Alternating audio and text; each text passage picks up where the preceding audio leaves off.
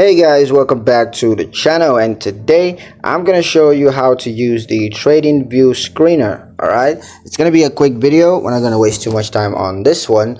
It's going to be quick to the point, so let's just jump straight into it. Now the first thing you're going to do, the first step, is to select the screener option.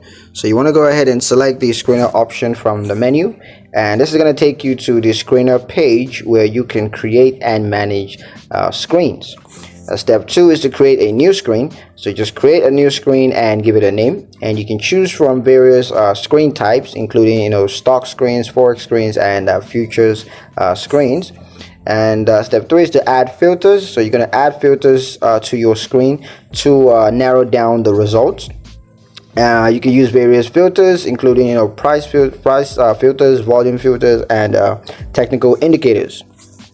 Step 4 is to view results. So you want to view the results of your screen, and you can see a list of symbols that match your filter. So yeah, that's pretty much it on how to use the TradingView Screener. I hope you guys liked the video. Hope you found the information useful enough.